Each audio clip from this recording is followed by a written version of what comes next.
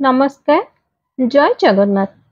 आपण माने मंदिर रे हेउ किंबा कौनसी पूजा पर्व रे आपण माने निश्चिंत दीप जालुथिबे, किंतु आपण माने जानिछंती कि जे दीप जालिबा बेले एमिति केउ एक जिनिस अछि जहा दीप रे पकाई दीप प्रज्वलन कले आपणकर समस्त इच्छा पूर्ण होइथाय। तेबे आसंतु जानिबा कोन सेही जिनिस।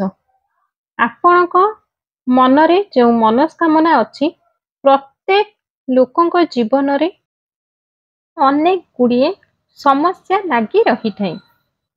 दीप जालिबा समय रे जदि आपण सेही दीप रे एपरि किछि जिनिस पकाई दियंती आपणकर मनस्कामना निश्चय पूर्ण हेबो।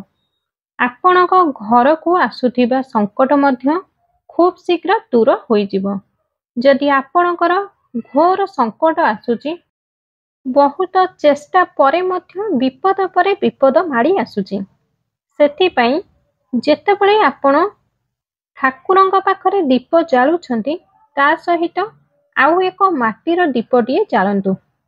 सेही माटीर दीपरे किछि हळदिया सोरिषकु दीपरे पकाई दीप जालंतु। मने रखंतु दीपर मुख पूर्वमुखा होइथिबा निहाती जरूरी।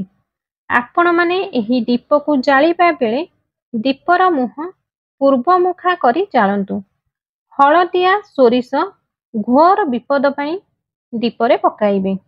जदि आपणकर आर्थिक समस्या सबुबेले लागी रहुची आपण माने मां लक्ष्मी का पई सबुदिन शुद्ध घियर दीप जालंतु। प्रतिदिन दुई बेला सखाळ और संध्यारे दुईटी लेखाएं दीप मां लक्ष्मी का पाखरे अवश्य जालंतु। मने रखंतु सेही दीपर मुख उत्तर मुखा रखिके ही दीप जालिबे। ध्यान देबे दीपर मुख जेपरि उत्तर मुखा होई जळुथिबो एवं सेही दीपरे दुईटी अलैच और दुईटी लवंग पकाई दीप जालंतु।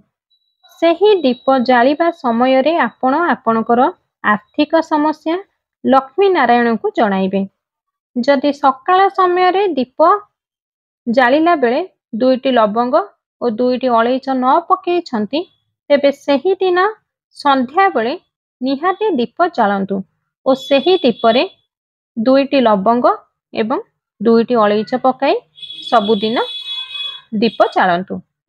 एपरि करिबा द्वारा आपणको घरे केबे भी आर्थिक अभाव रहिबो नहीं।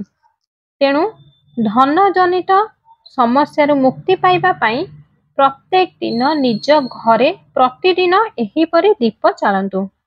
जदि आपण कोनोसी करजरे बुड़ीकी रही छंती बहुत चेष्टा परे मध्य सेही करजरु मुक्ति पाई पारु नाहंती।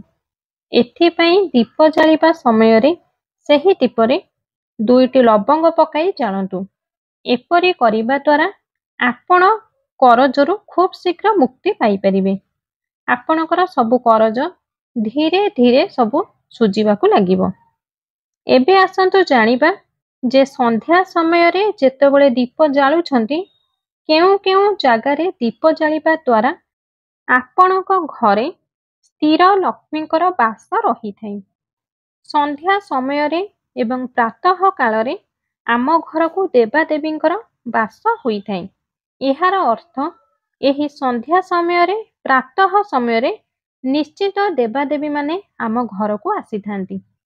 एथि पई संध्या समय रे केबे भी भोजन करिबे नहीं, काहा को गाली गुलज करिबे नहीं।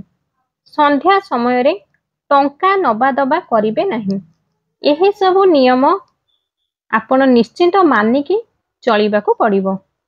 संध्या समय रे निज घर को धूप दीप एवं झुणा प्रज्वलित करंतु। निज घर को सुगंधमय करंतु। आपण ठाकुर घरे संध्या समय रे आपण निश्चय दीप जालुथिबे। एहा सह आपण आपणको चौरा मूलरे दीपटिए निश्चय जालंतु। मने रखंतु प्रत्येकंको घरे चौरा पूजा निश्चय करंतु। कारण